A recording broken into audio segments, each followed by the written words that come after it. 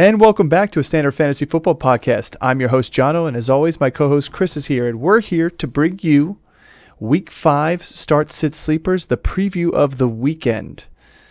Before we jump into the content, don't forget to like and subscribe, hit that notification button so you get all the drops when we release them.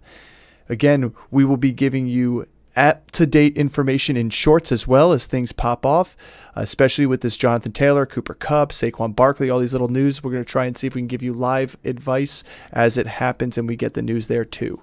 That being said, let's jump into the content. And on the first matchup, we've got Bills-Jags in London, early game, 9:30 East Coast, 6:30 West.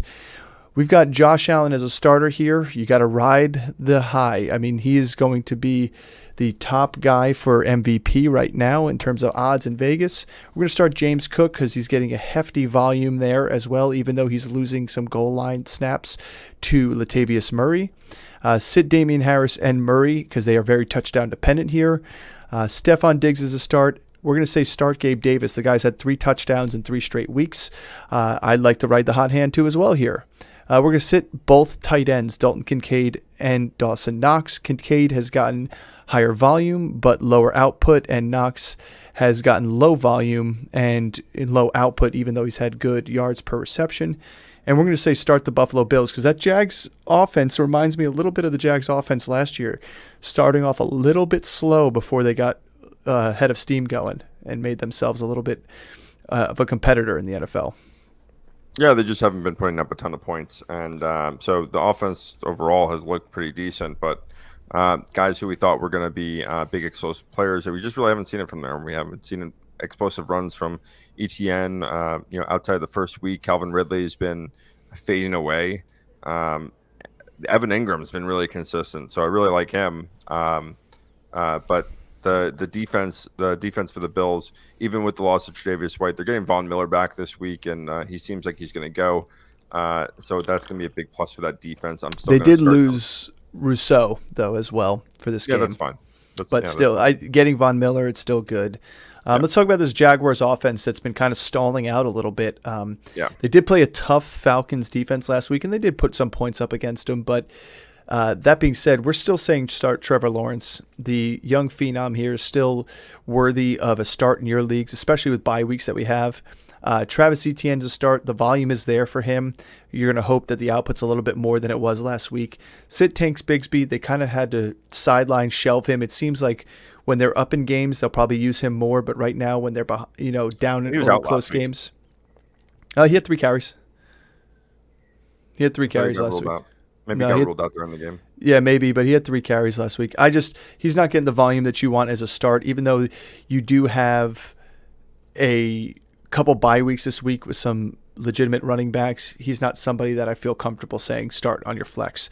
We're going to say start Calvin Ridley and sit Zay Jones. Zay Jones is still dealing with that knee injury. He's questionable right now. Calvin Ridley, let's stop and talk about him for 1 minute. If you look at the stats, they're a little staggering about him against man coverage. And you'll hear him talk about it with other podcasts and experts because that stat's just floating around there in the ether. And it's troublesome. And if defenses are going to start to key on that and he can't get past man coverage there, it's going to be tough. And if they did have Tre'Davious White here, he would be a sit for us, because that's a much more difficult defense to get to go against when you have the cover corner like White. That being said, we are going to say start him because I think they're going to have to play to their best strengths, and it's not going to be trying to press man coverage on Calvin Ridley without White.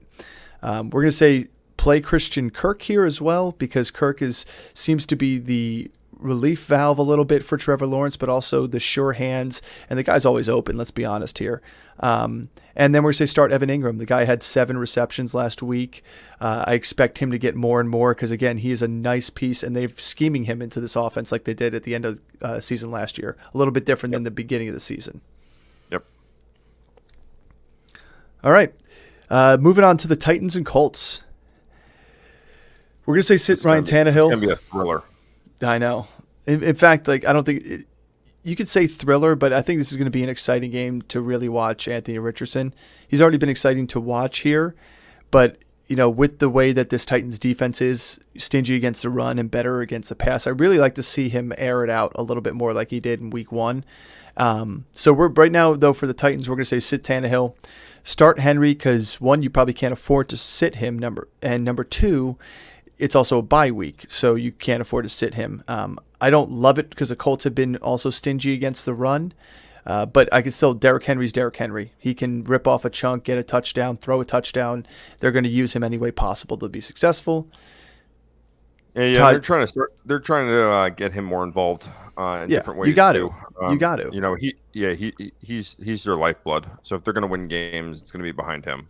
Yeah, you have to play him. To me, like if you don't play him, it's a mistake. So we're saying sit Tajay Spears, even though they could be playing from behind and they could have more opportunities out the backfield and stuff. I think you got to ride your heavy hitter with Derrick Henry. DeAndre Hopkins is a start for us with Treylon Burks being a sit, and Chig Okonkwo is a sit. They have yet to really make him an effective fantasy player. And the Tennessee defense being good against the run, we're still saying a sit, because even if someone like Jonathan Taylor, Zach Moss are there, and you shut those guys down, pardon the ambulance, if you sit those guys down, you still have a rushing quarterback that can do a lot with his legs. So I don't care how much you can stop the run. Try stopping a rushing quarterback. It's a little bit different of a game. So just look at the Commanders last night. And so moving on to the Colts. I heard you started someone in that game. Yeah, I started the Commanders defense. You didn't start. No, I didn't start Justin Fields. No, I did not. But I'm starting Kirk Cousins. So bite me. But starting the Washington defense, that hurts. It stings. It does. Looking at the point total that they gave me last night, or the lack thereof. Anyway, Colts defense. Here we go. Anthony Richardson's a start. The guy's fantastic. Love to see what he's doing already here. Let me see if I can make this look a little bit better for you guys. Moving this over so we can see the start sit for Taylor. So right here we're saying sit Jonathan Taylor, just because it's going to be a tough one to start a guy who's coming off cold, hasn't had a chance to really practice that much. So if he does get some snaps, it's not the week that you're going to want to put him in your lineup. But if he does not play, especially against a stingy run defense, exactly. If he does not play, though, I do like Zach Moss a little bit in this game because he's going to be a good change of pace from Richardson, and he has caught receptions out the backfield. He's played pretty well for this team here. So, and with the bye weeks, as we said before, you can't afford to sit a lot of these guys because you may not have good options. Yeah, we're going to say sit Alec Pittman. Yeah, start Pittman, sit Alec Pierce. Sleeper Josh Downs. He's had a good rapport with Anthony Richardson so far, and he's been pretty good. Like his stats are actually pretty interesting to see for what he's done so far for the Colts. So I'd like to see him gain a little bit more steam this game against the Titans, who are weak against the pass. Yeah, I mean, his involvement's going up week by week. So exactly, I like how they're scheming him into the games. He's going to overtake Alec Pierce as number 2. I agree. They need someone else to catch balls outside of Michael Pittman. They do, and this is the perfect week to test something out because it's a pass funnel defense. They're going to make them pass the ball, and I think you'll see Josh Downs get some big opportunities, a lot more than he has in the past couple of weeks. Sitting the tight ends for the Colts here, I don't feel confident on any of them. One of them may fall into the end zone, but it's a lot different than of a Colts tight end room than it used to be back in the day with Manning. So I'm not liking it. And then starting this defense, I think this is going to be a sneaky defense to start this week because you look at the Tennessee Titans and they haven't really done good in any category right now. So it's a divisional game. It could be a low scoring one. It could be a tough game too as well. So that being said, start this defense, especially if you've got one of the ones that are on bye, like Cleveland, for example. Moving on to the Saints and Patriots, another ugly game here. We're saying Derek Carr is going to be a sleeper here. We have a start for Alvin Kamara, a start for Chris Olave, and start for Michael Thomas. And those Olave and Michael Thomas starts are all based on Derek Carr and his shoulder health. I would downgrade Michael Thomas to a sit if Carr does not play. for any reason. Even though he's been limited all week, he is still questionable. I would start Olave just because the downfield threat and with Winston the way he plays. And we're saying Rashid Shaheed is a sleeper because they may find more creative ways on short passes and get the speedster moving around a little bit on these defense. Yeah, and the Patriots defense is down to, they have 3 questionable corners. No Matthew Judon, they lost last week. Christian Gonzalez is going to be out this week. So I know they just traded for J.C. Jackson. But I mean, he was good enough to earn his way to a healthy scratch on the Chargers sideline. So I don't know. This secondary is banged up, and yeah, Belichick is going to scheme his defense. But when you're playing with the 5th stringer at both corner positions, you got to love the receivers in that matchup. So I mean, I would kind of go against you a little bit here, and even if Card doesn't play and Jameis Winston, he's going to huck it and chuck it. Like, I like the receivers more. Yeah, but I like the downfield receivers more. He's really good downfield, so that's why I like Olave over Thomas. But again, it could be any of them. I just don't feel like the matchup. And Thomas is going to beat the one-on-one with these corners that we're going to see. So I do like all the receivers in this game. Yeah, the one that I was a little bit more.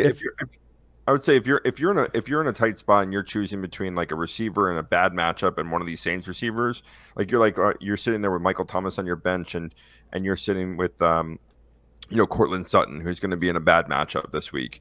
I'd probably go with Michael Thomas. Yeah, I'm okay with that in terms of that scenario, especially on a bye week, where you're probably flexing a wide receiver or playing a wide receiver 2 that you're normally not playing because you've got Keenan Allen out, you've got Amari Cooper out, you've got Mike Evans and Godwin out. Like, you have some big receivers that you're normally in your starting lineup. Yep. The only thing that I will say is, like, Kamara got fed heavily out the backfield last week.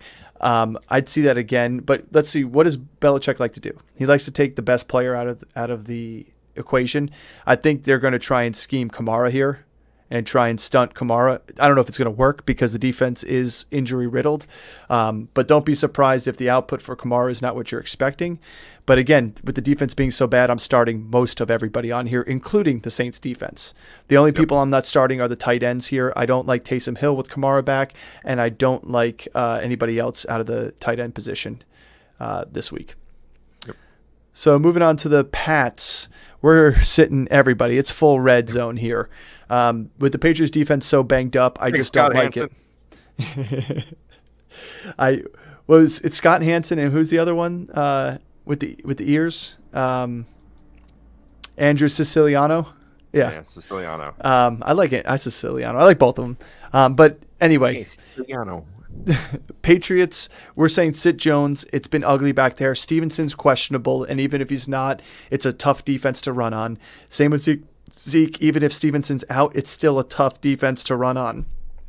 Juju Smith-Schuster hasn't been shining at all. Kendrick Bourne hasn't been shining, mostly because quarterback play has been poor. Hunter Henry, I know he's up there in the top 5, top 7 tight end in the league right now, but with the option, it's a tough matchup. Fourth best defense against tight ends, so it's a tough matchup. And I don't expect this team to be in the end zone that often. And if that is the case, I don't expect Hunter Henry obviously to score the touchdowns. Patriots defenses have been a good defense, but if you can stream one like the Colts, go grab the Colts, play them over. You're gonna like the way you look a little bit better than you will playing the Patriots against the Saints this week.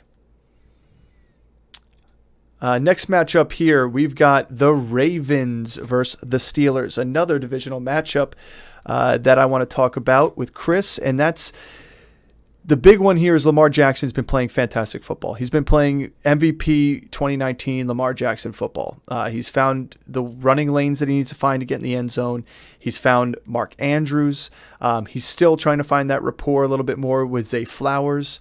He does get Bateman back, but that doesn't, to me, that's a moot point at this point because Bateman has been anything but electric on the field. So we are going to say sit the running backs here this week. Even though the Steelers' defense has been weak against the run, I think Lamar Jackson leads this team in rushing. That's the reason why we have him as a sit. Sit Beckham because he's most likely going to be out. He's questionable right now. Sit Bateman. It's first game back off injury. I don't love it for him. Start Zay Flowers because the guy is always going to be open. The guy's fantastic in route running, and he's great after the catch. got to start Mark Andrews. And we're going to say start the defense because the Steelers' offense is not looking good. Yeah, they are not looking good. Awful? Would you rather start a Steeler or would you rather start a Patriot? A Patriot. It depends. Depends on the Patriot and depends on the Steeler. Would I rather start Pickens? Pickens is the only guy I would really start here. Well, let's say right here. Here the only person we have starting on the Steelers team is their defense because their defense can create turnovers. They can get sacks. They can get to the quarterback. Lamar Jackson is known to fumble. He's known to give up sacks. He's known to hold the ball a little bit long in that pocket or make a move out of the pocket and all of a sudden be in the arms of TJ Watt. That could happen. So I like the Pittsburgh Steelers here. But that being said, it's not my favorite play on defense. We're sitting everybody else because the Ravens defense has been playing pretty well. They're stingy, and the offense is also not helping themselves out in any way possible. George Pickens you need the big play. Allen Robinson is still Allen Robinson from last year. Jalen Warren and Najee Harris are just back and forth. None of them are getting the big enough volume to worthy a start here. In fact, to answer my question, would you rather play a Steeler or a Patriot? I'd rather play Zeke Elliott if there's no Ramondre Stevenson than play any of these running backs here. Yep. So, Kenny Pickett, we have a sit. He's coming off that knee, that quote unquote bone bruise, which another wild one that somehow turns out to be just a bone bruise. But we're saying sit him because he hasn't been playing well even without the bone bruise. And Pat Freiermuth is probably going to be out. And so with a hamstring, you're probably going to see Washington, the rookie, in here a little bit. And they did call up somebody too from the practice squad. Not much to say else about the Steelers. No. Now the Texans, on the other hand, a team that we were expecting to not be that great this year, are playing fantastic all-around football. People were not expecting. In this channel, we absolutely said since the preseason that this offense was going to be the most improved offense. And look at what they've been doing. We're 4 or 5 weeks in. They're going to have the offensive player of the year. They turned Nico Collins into a wide receiver 1. Sorry, they're not going to have the offensive player of the year. They're going to have the rookie, rookie of the year. Offensive rookie of the year. I agree with you. That's what I meant. Not Bijan.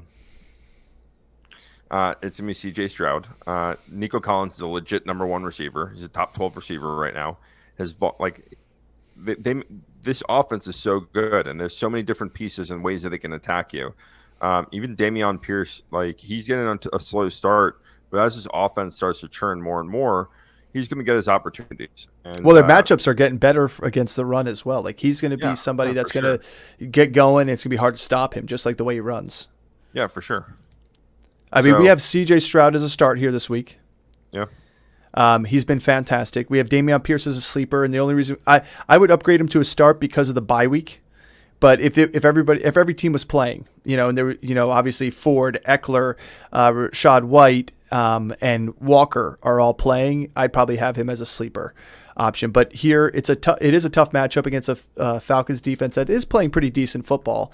But I expect this Texans offense to get up on the board and run the ball hard and do what they do best. They're getting one of their linemen back.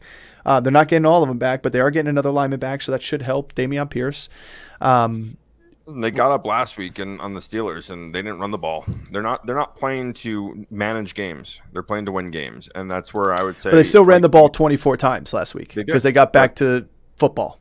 Yeah, but like the fourth quarter, and they're up 20 plus points already, and they throw a bomb down the field to Nico.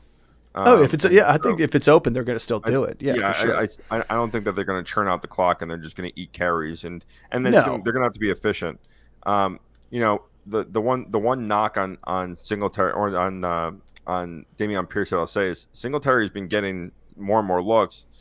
I mean, the fact that they schemed a passing play for him. That was weird. That was weird. But to me, I don't think Singletary's gotten as many looks as you think he's getting here. No. I don't think he's going to steal a ton of carries, but he played his second lowest snap percentage last week at 35%. He only had 7 carries, and he had one reception for 11 yards, and he had that pass. The pass was interesting. That's kind of like an oddball outlier there, but Singletary's there. It was 24-7 in terms of rushings for the two of them. So Pierce is just getting ramped up a little bit more.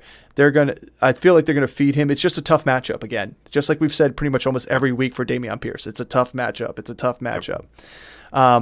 So you're starting Collins, you're starting Tank Dell. I think this is one of those weeks where they can get back on board with a couple big plays for him. We're sitting Schultz here because Stroud seems to have a better rapport with his receivers than passing to the tight end. I'm not in love with starting Schultz on a weekly basis. He's a streaming option if you like, but it's going to be dependent upon the matchup to me, and this is not one that I'm loving. And to me, and Chris, we were talking about it, I think Houston Texans are a good sleeper defense here. They've been pretty good against the run, and they've been pretty good against the pass. I mean, they haven't been exceptional in either category, but I tell you what, last year they were one of the better teams against the pass, but that was a fluke in terms of statistics. They had good rookie cornerback, but the biggest problem last year was they couldn't stop the run. And when you can't stop the run, of course you're going to give up less points to the pass. And that's kind of what ended up happening for Houston Texans. Well, this year they're actually putting the brakes on for running game for some of these teams. And I expect, it's going to be hard to stop Bijan Robinson. But I tell you what, if they make the Falcons team pass the ball like the Jacksonville did last week, give up 100 yards to Bijan. I don't care. Make Desmond Ridder throw the ball, and you're going to have a good time winning a ball game because that passing offense is atrocious. So that's speaking about Desmond Ridder and the passing offense, the Atlanta Falcons have a lot of red for us here. We're sitting everybody but Bijan. I mean, Bijan just proves like it was almost like Saquon in his rookie year. And I know we were talking about and laughing about how the comparisons between Saquon and him, but it's true. I mean, Saquon was the whole offense that his rookie year pretty much. He was the only one. He was able to do that with all the yardage, even in bad games and losing games. And we're seeing the same thing with Bijan here. 100 yards last week on the ground in a game where they score 7 points. Yep. So it's just he has not had a rushing touchdown yet. Yep. And it's going to be tough that's the downside of it because they're going to be behind in games because his offense cannot move the ball and stretch the field on teams. But I mean, he's been elusive. He's been great running the football. But how much of that is sustainable? And what's if the ceiling, he's going to get 100 yards, but we haven't seen like the blow up 150-yard game. We haven't seen the touchdowns from him. So at best, you're getting 10 points from him, right? His all-purpose yards is great because he's getting involved with rush and with the pass. In PPR, he's fantastic. Yeah, in PPR, he's fantastic, but like he's not scoring the touchdowns. Well, here's the crazy thing to me. He's not getting the rushing touchdowns, but Algier didn't have a problem getting in the end zone on the ground either. So it's like, is it the rookie jitters? Is it the fact that they're scheming him differently and he's not quite the between the tackles runner that Algier may be either in those short yardage goal line opportunities? I just think at the end of the day, the Falcons' offense is just terrible. Yeah, and look what they did to poor Kyle Pitts. I know. Trade him to Dallas. Please. Yeah. Trade to Miami. All right. I mean, they essentially did that with Claypool today. Yeah. Panthers, Lions, another one that's not an enjoyable matchup to watch because the Panthers have not been playing good football, similar to the Falcons. Go figure, same division. We're sitting everybody but Adam Thielen here because old man Rivers here seems to be the one that's able to play football like you're supposed to in the NFL. Bryce Young has not quite figured it out. Miles Sanders has been dealing with a groin. Chuba Hubbard has a tough matchup still against the Lions anyway if Miles Sanders either splits or misses time, which is most likely he's going to do what he did last week. Come in, split carries. DJ Chark and Jonathan Mingo, we're sitting both of those guys. We're sitting Terrace Marshall. Even though we did talk about him as a waiver pickup, I'll let Chris dive into his thoughts on Marshall in this matchup. Yeah, no, I think Terrence Marshall is a guy that on our waiver pickup was going to be a guy that you're going to hold for a couple weeks. His involvement in the offense has been going up week by week since he's been getting healthy. It's just the production isn't there. So, yeah, the volume is there. He's getting 9 targets. He's getting 7 receptions in the game. But if that's amounting to 30 or 40 yards in PPR, that's fine. Like that's a flex play. But in standard, that's not you're looking for production on that, and he's just not there yet.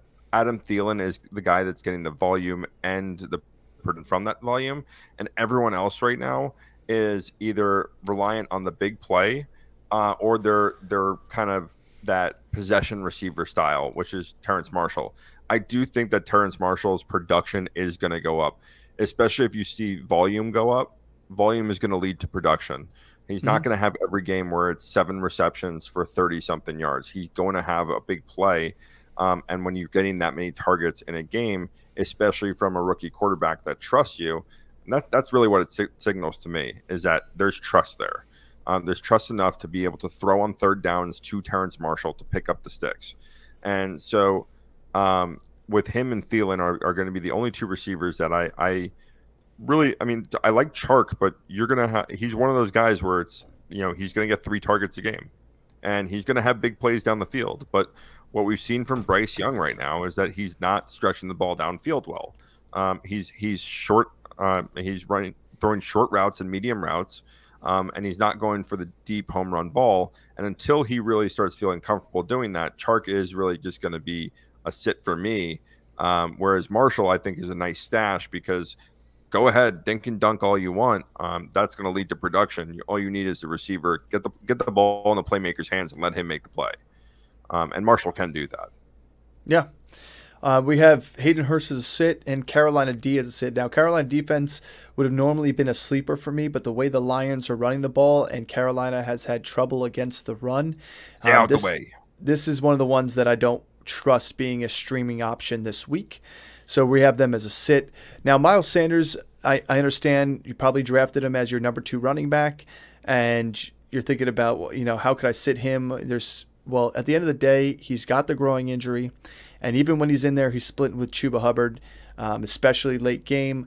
And on top of that, there is one shining, silver lining. He is getting about 3 receptions, 3 targets to 3 receptions a game, which is pretty good too for a guy who wasn't catching the ball at all for Philly. So that's nice, but I still can't trust him enough to be a RB2 start. Like if you have to start him as your RB2, that's a tough one. I mean, like, I get it. There's not much out there, but still, I wouldn't like it this week. Yeah. Let's talk about the Lions, their opponent, who have been riding high on the backs of David Montgomery. To me, Montgomery has been fantastic. We're going to start him this week along with Jared Goff because this matchup against the Panthers could be an easier one for them. They should be able to move the ball pretty well against that Carolina defense. We're going to say sit Jahmyr Gibbs until we see a little bit more usage out of him, until he gives us something. And even then, you got to see repetitive usage, not just one spike in a game. Amon-Ra is a start if he plays, but he is doubtful the last we've heard. And this is downgraded today. Yeah, it's downgraded today. It's 9:30 p.m. East Coast on a Friday. So keep an eye on that Sunday morning. See what his official designation is. Fire up Josh Reynolds either way, but really fire him up if Amon-Ra's not there. You're starting Sam Laporta and you're starting this Lions defense. And I know Jameson Williams is cleared to go and he has been practicing. He has no injury designation. He has no designation at all. He was going to be worked in slowly. It'd be interesting to see without Amon-Ra St. Brown if they fire him up and they let him loose. Could be interesting. I still think that it's the guys you want to start here in the receiving game are going to be Laporta and Reynolds. Mm-hmm. And I think absolutely. Those are the 2 that I trust most. We saw last year with Jameson Williams, even when he was healthy, what did he have? 1 reception in how many games? Yeah, 2 or 3 targets, 1 reception, 40-something yards and a touchdown. Like 41 yards and a touchdown. They schemed him differently last year coming off that knee injury. I think it'll be different here, but he's not a start for me by any means. But I think at the end of the day, by mid to end of season, if they are really going to use him based on his 12th overall pick value, he's going to find a spot right behind Amon-Ra. Yeah, the same way they're going to use Jahmyr Gibbs on his 12th overall pick value. Well, they're using Gibbs like they used Jameson last year. 10th, sorry. He was 12th round. They're both 12th pick. They were both 12th pick. Yeah, they're both 12. You're right. Gibbs was 12. But that's what I'm saying. They did the same thing to Jameson last year. So maybe it's just they do something with these rookies. Dan Campbell treats them a little bit differently, and then maybe that's a good thing for Jameson, or maybe it's a bad thing for Gibbs. But we'll see. I mean, it wasn't a good thing for Jameson last year in his rookie year. But I agree with Chris. Reynolds and Laporte are the two that you're starting here. I'm on if he does play, and you definitely fire up David Montgomery. So let's move on to another team that you're not firing that many people up for, and that's New York Giants. After a poor showing Monday night against Seattle, the only person we're willing to start here is Saquon Barkley. He is questionable right now. He did participate in running drills today, so wait to see what his designation is on Sunday. So Barkley owners could get excited. I don't know if he'll be on a pitch count or full go. Usually, if they're going to bring him back, he'll be on a full go. Wan'Dale Robinson is a sleeper for us, and he's the only other one we'd be willing to throw into a flex position. And that's because the volume since he came back off that knee injury has been astounding. He has been the go-to for Daniel Jones, who has no time to throw the ball. So why not get the guy who gets the quick, short routes, and eventually he's going to break one for more than 2 yards after the catch. But I still like it. He's been getting the volume. They did talk about giving Sterling Shepard the ball a little bit more this weekend in this game here. I'd be interested to see what a little bit more means. Because it's not like they're having great opportunities to anybody who's getting the ball. They swapped it up last week. I mean, Darius Slayton was the number one snap percentage receiver last year. It wasn't Hodgins and some of the other guys that were there before. So they're going to flip-flop this receiving core around. Don't be surprised if Jalen Hyatt all of a sudden is in there for 45% this week, 50% this week. They got to do something. And that offensive line stinks. Yeah, well, if they're going to score... I don't think it's on Daniel Jones. I think that offensive line stinks and they can't protect him. Yeah, but I also think it is part in Daniel Jones. He's limited in what he can do. He is not Jalen Hurts. He is not Justin Fields. He is not like some of these, Josh Allen quarterbacks that we're comparing him to here. Like he is, I forget, it was Dan Orlovsky, I think he was the one who was talking about it on ESPN. In terms of his running game, he is not somebody who, it was RG3. He's not somebody that's shifty like Vic, that in the pocket is going to shift around, make a move, make a guy miss, and go. He's a guy that gets around the outside, and he's a slow burn. Like once he gets going, and he's fast. So that's the hard part is like you contain him in the pocket. He's not getting outside of you, and he's not beating you that way. It's a little bit different. Yeah, I mean, we'll see when Saquon comes back how that's going to change what Daniel Jones looks like. And when Saquon was in, they used him a lot on rollouts, and that's where he's most effective, is because he can have that option in space to run. Yeah. When he's standing in the pocket, that the pocket collapses, and you're right, he doesn't move in the pocket well, and he can't escape out of the pocket. When he can run, we've seen it from him. But oh hell yeah, he's getting pressured within the first second and a half of a snap. And the routes don't have time to develop at that point. They can't take the shots downfield, and they've just been bad offensively right now. They've been bad defensively too. I mean, they haven't been good. They've been a bad team. Well, because they're bad offensively, that defense is on the field the whole time. But to see that, Olajari has no sacks. They haven't been getting after the quarterback. They haven't been able to stop the run. They can't stop the pass. Well, I wouldn't say they haven't been getting. It's not that they haven't been getting after. They haven't been, that was brutal on Monday. But it's not that they haven't been getting after the quarterback. They've been blitzing. They've been scheming things. But your top two edge rushers have not been getting after the quarterback. And Dexter Lawrence has not been getting after the quarterback. Those are the guys we paid. Those are the guys that you're expecting to happen.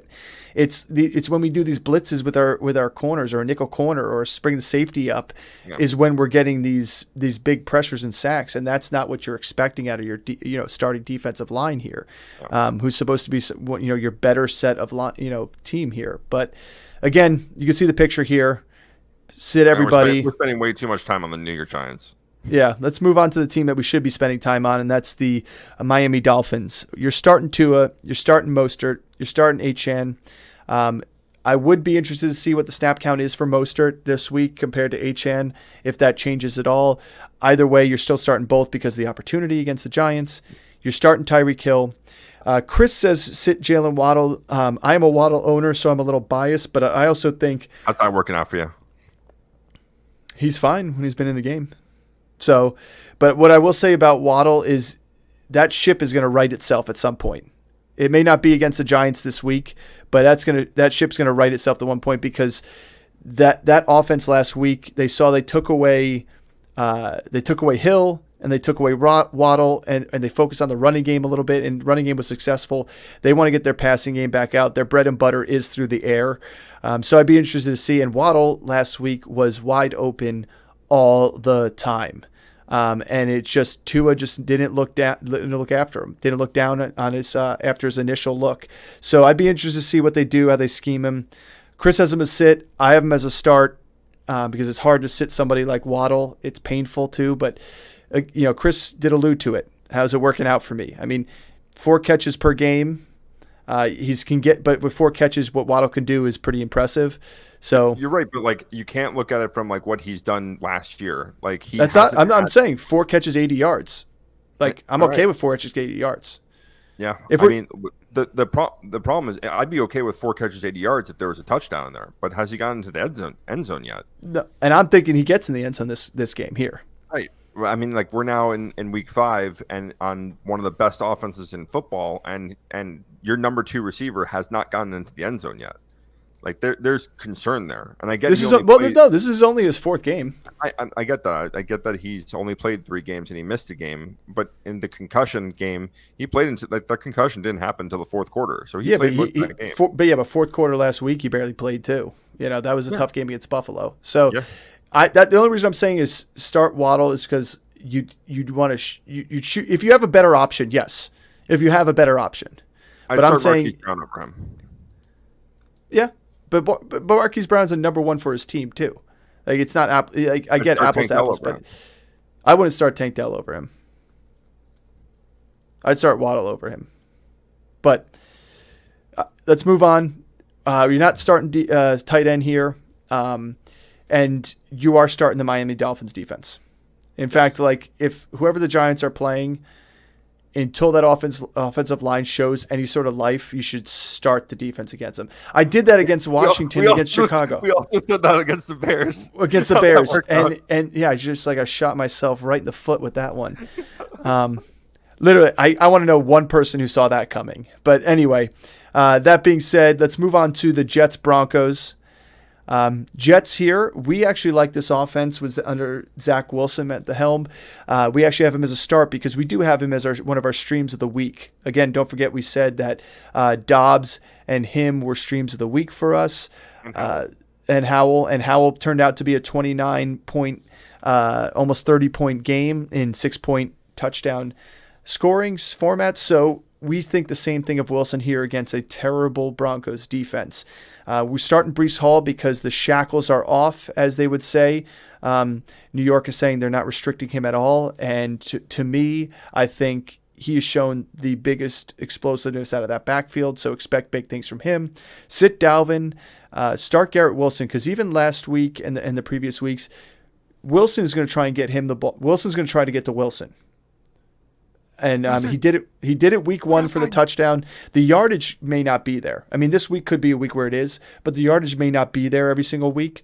But he's when they're in the red zone, he's going to look to Wilson. So the opportunities for touchdowns are going to be there. This is what we said last week. Like he just needs one. He's a guy that can catch the ball and take it for 75 yards.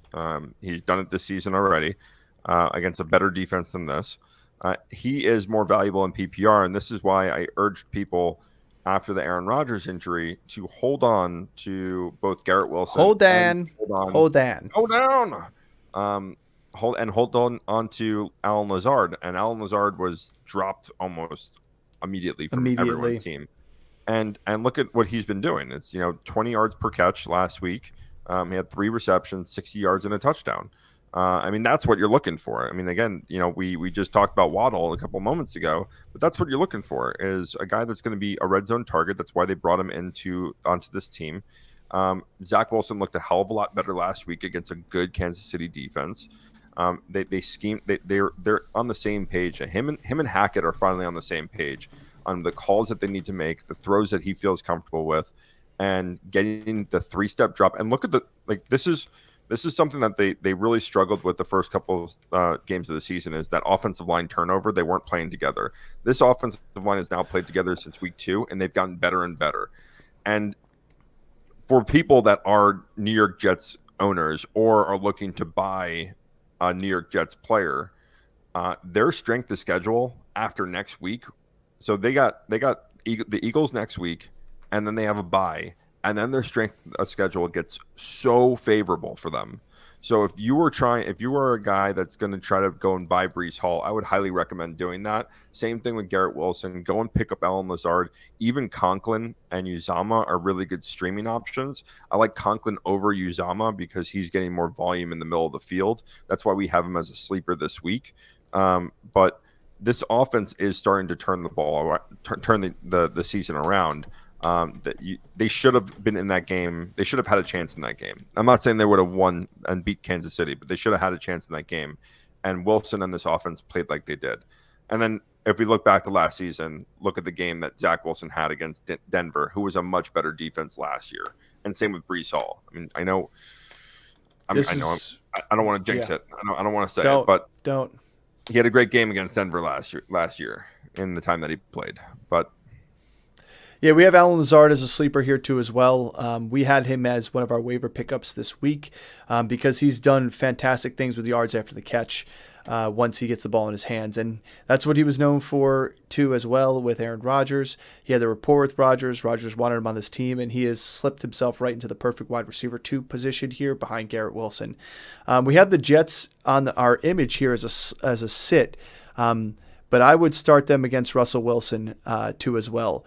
But don't be surprised if Russell Wilson finds ways late in the game to put some points up here either, because he's done it every single game regardless of the defense against him. And the Jets are down 2 corners. Eccles is not going to play, and DJ Reed is already ruled out. So, I mean, it's still, I'd like this defense against them and getting after Russ, but they're probably going to give up some points. So, I think there's some other streaming options that have a more fit. Like we said, Houston, Indianapolis, you can feel a little bit more comfortable starting one of them. But that's also, when you look at what we're saying here, we're saying sit everybody except for Marvin Mims as a sleeper. It could be Marvin Mims' breakout game. It could just be a tough day overall for the Broncos, and nobody really shines as like the person you wanted to start. I'm not loving what I'm seeing out of Jerry Jeudy. Cortland Sutton's got the biggest rapport with Russell Wilson. However, there's going to be percentage of this game that he is against Sauce Gardner, and you're not going to love targeting against him there. So Jerry Jeudy also isn't playing that well out of the slot, which is where he's been playing the majority of the season. He's a much better statistically out wide. And maybe you move Marvin Mims in the slot. If Denver could figure it out, they could be a decent offense second half of the season, but I'm not loving them this weekend on Sunday. Yep. Let's talk about the Arizona Cardinals and one of our other waiver streaming pickups of the week for Josh Dobbs at the quarterback position. We have him as a start this week. He's been playing solid, good floor fantasy play for you. He should continue to do so against the Bengals this week. We have James Conner as a start. It may be a tougher matchup for him here, but the volume play alone and the way he runs the ball, he shouldn't have any problems getting himself good fantasy scoring this week. You're going to start. Have been rough. Yeah, I mean, and the Bengals. Go Bengals. Yeah, they are, but he's still. You can't sit a guy that's going to get. He's going to be in there the majority of the time. Yeah. Exactly, and he gets balls out the backfield. Not as much as it was with McCoy, but still. And Keontae Ingram's been questionable all week, so in terms of volume, he might even get more. Yeah. You're starting Hollywood Brown. The guy's getting the most targets out of any wide receiver there, and Dobbs and him seem to have a rapport. He seems to go to him too in the clutch. We have Rondale Moore as a sit because Michael Wilson has overtaken him pretty much as the wide receiver 2 there. And Michael Wilson we have as a sleeper because we'd like to see a little bit more out of him, but he's been explosive from what we've seen so far in the small sample size.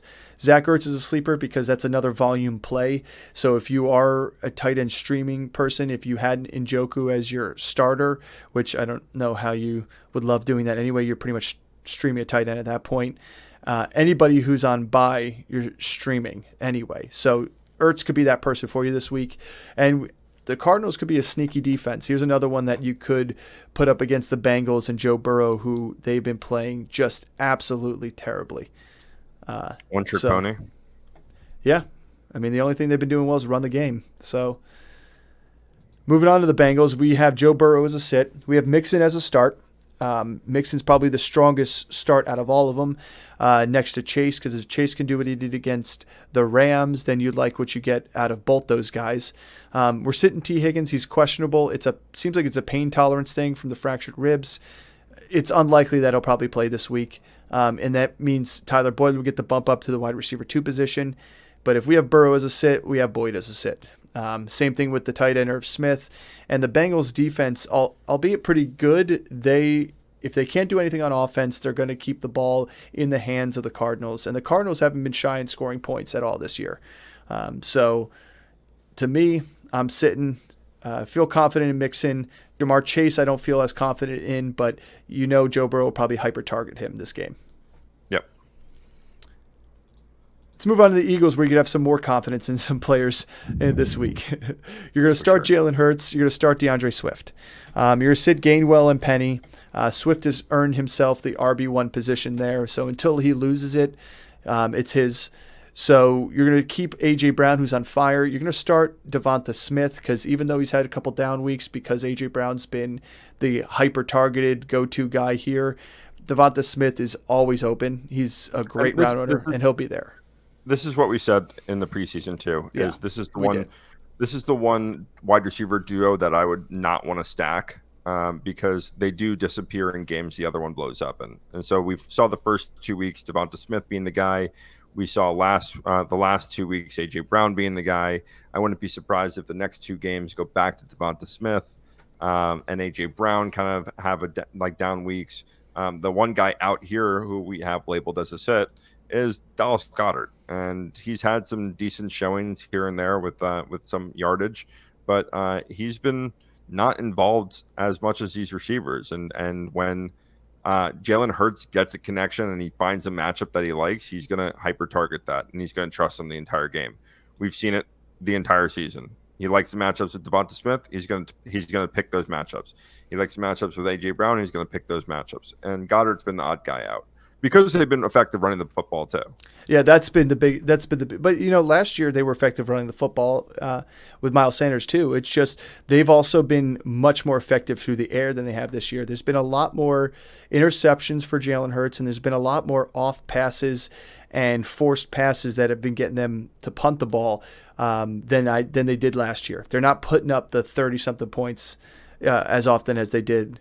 I mean, they're undefeated. They're undefeated, and their offense really isn't clicking yet at full RPMs. Yep. And you got to hope as an owner of any of these players that it does, especially Goddard. I'm not ready to drop Goddard, but one more week of poor play, I'd be willing to drop him for somebody, because you need to after 5 weeks. Let's move on and talk about the Rams, a team that has been high flying through the air and effective through the air, and in a game where they can be effective through the Eagles' pass defense. You're going to start Matt Stafford. He's going to be a guy that you can, if you're a Herbert owner, if you're a Deshaun Watson owner there, Geno Smith's your starter, like any of those guys, you can feel confident throwing him, picking him up, and putting your lineup. He should get you 18 to 25 points this week, maybe even more, with the fact that you have this is our old graphic, by the way, here. Let me see if I can get our new graphic up real quick. I thought I got our new graphic up. With the return of said Cooper Kupp. Yep, here we go, and it's in. So start Matt Stafford. You're sitting Kyron Williams because this rush defense is pretty good. But what I was going to say is it could be more than 18 to 25 points for Matt Stafford this week, and more like 20 to 28 points, because you have somebody named Cooper Kupp back in this lineup. Sean McVay says he is going to be a go this weekend, so fire him up. No snap count. Yep. Fire him up if you like him. That's why they put him on IR, because they wanted him to not get in his own way and get healthy. So you got to hope that he is fully healthy, which they're going to start and fire him up full bore. Just don't want a re-injury, so cross your fingers if you're owners. You're going to sit Tutu out well because of that news. Now, it's going to be interesting to see. We say sit Tutu because of that, but I really want to see how they use Tutu, because he's a different type of receiver than Puka and Kupp and Van Jefferson. He is much more of a gadget player, and his speed they want to use when they can. They run the ball with them. They get him out the backfield a little bit. They get him crossing routes. So I expect him to be in there, but it's going to have to be on 3 wide receiver sets because the 2 guys on the outside are going to be Cooper Kupp and Puka Nacua. That's obvious. But you just said it. He's more of a gadget player, and that's what he is. And how much are you going to love starting a guy that's a gadget player? No, but I mean, if he ends up playing 75% of the snaps because they're throwing the ball all the time and he's still getting his 8 targets to 9 targets per game, you can't knock that. That's the thing. But you've seen the way they've hyper-targeted Puka, and now Puka is not the number 1 there. Puka now goes to the number 2. Cooper Kupp's going to get hyper-targeted. So let's just say that Puka. You say he's going to get hyper-targeted. Those targets could be spread like an even blanket between Kupp and Nacua. Right. So we don't know. I just think you get decreased. I mean, you're going to get a decreased volume to the other receivers, and so Tutu becomes more. We really got to see. Yeah. And this is really why he's a sit for us. Is we got to see what his usage is going to be like. Who's going to be the third receiver in sets? Like Puka is the number 2. He's going to move to the other side. They're going to get him involved, and they've been running him from the slot. They've been running him from the outside. So it's going to be seen where are they going to scheme Tutu, and where are they going to pick their shots with him. And then he is a guy like Rashid Shaheed, where he can take the ball and he just needs 1 touch and can go for 40 yards. And we've seen it in the last couple of weeks where he's almost broken one for a touchdown on several occasions during the game.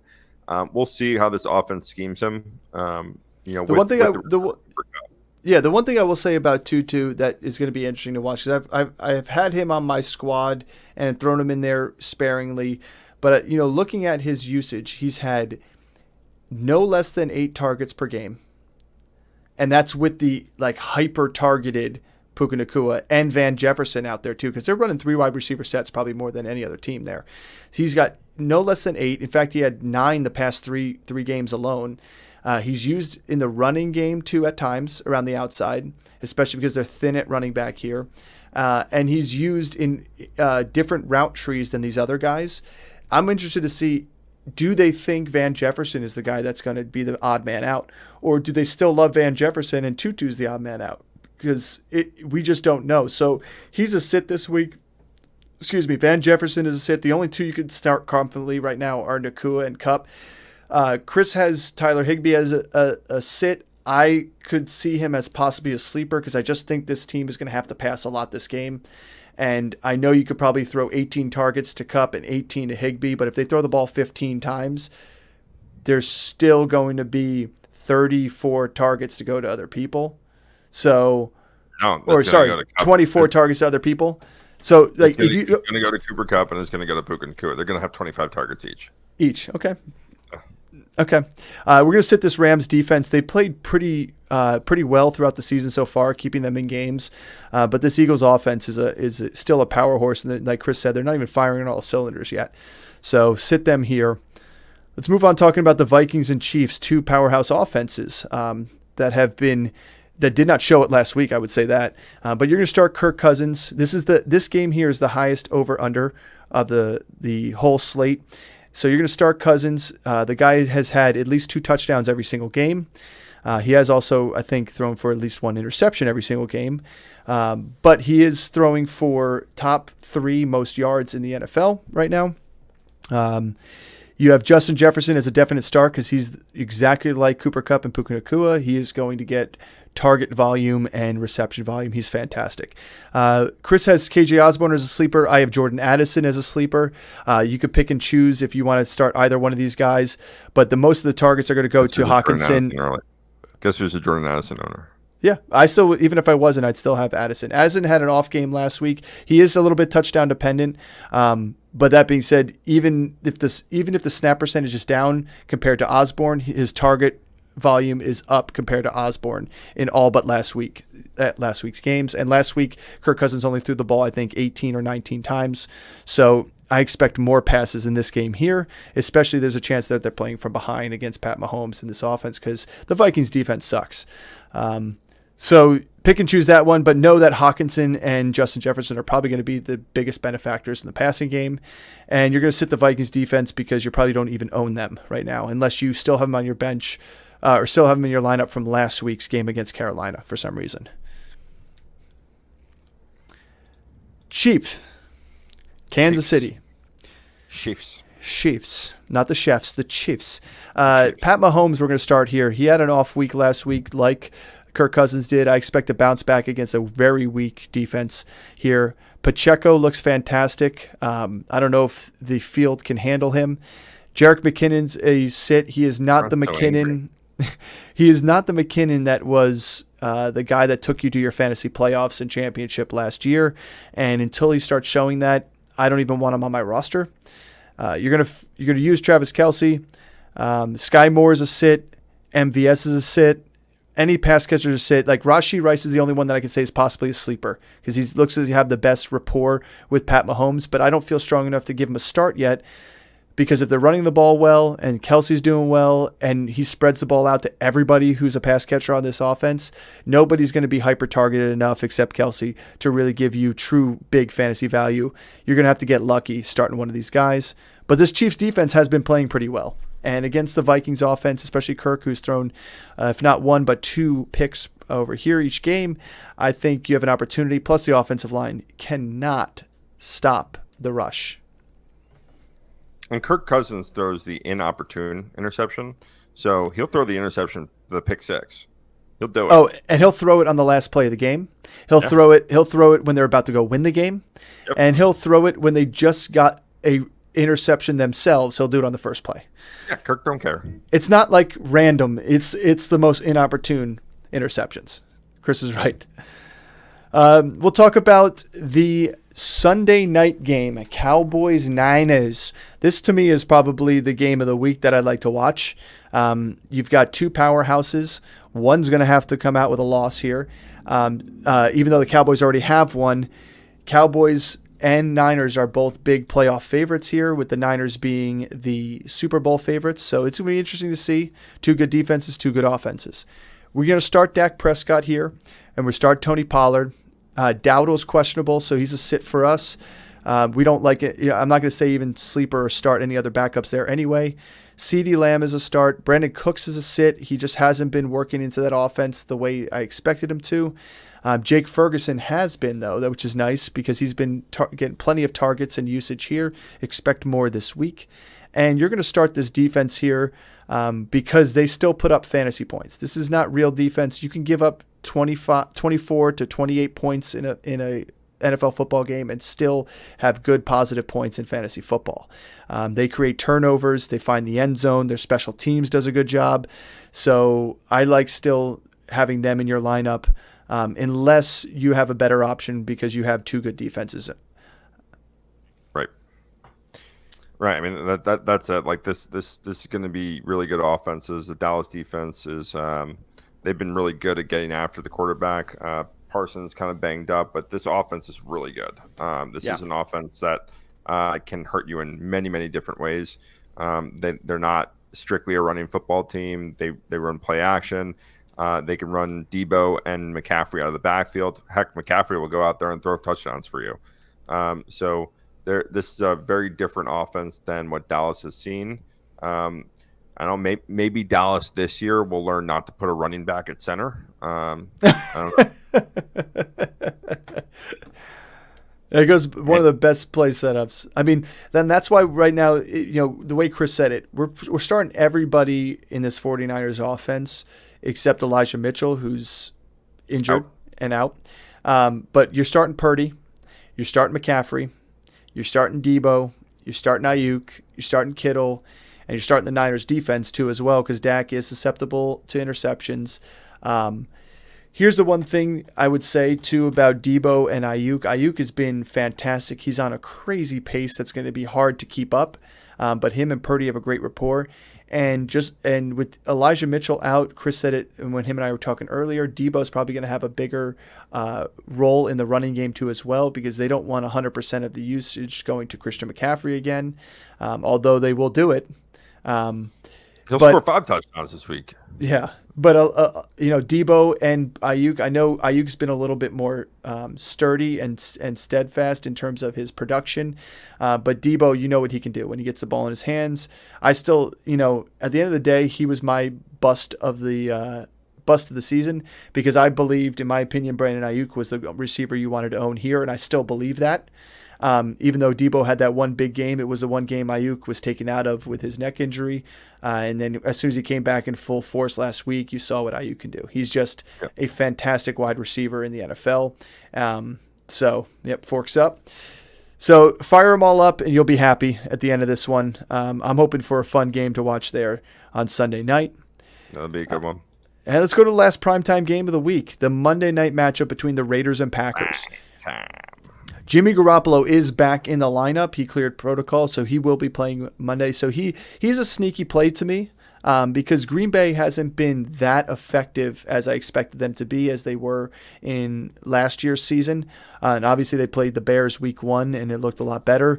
So Garoppolo could be a sneaky sleeper. We have him as a sit because there are better options out there. But again, if you're an owner of Herbert, Geno, Watson, you're obviously, if Baker Mayfield's your starting quarterback, tell me what the rest of your roster looks like. It better be super beefed up. But Garoppolo could be a sneaky streamer pick, but there's better ones out there. We already said it, Zach Wilson, Josh Dobbs, like those guys I'd rather go with. Well, Matt Stafford. Here's my argument for Jimmy, okay? Yeah. Devontae Adams is probably going to have like 3 touchdowns in this game. It's a revenge game against his former team. Could be. And if I like Devontae Adams, Jimmy G's going to be the one throwing him the football. So that's my only argument for why he's going to be a sleeper. I don't necessarily love the matchup, but no. Devontae Adams has been fantastic.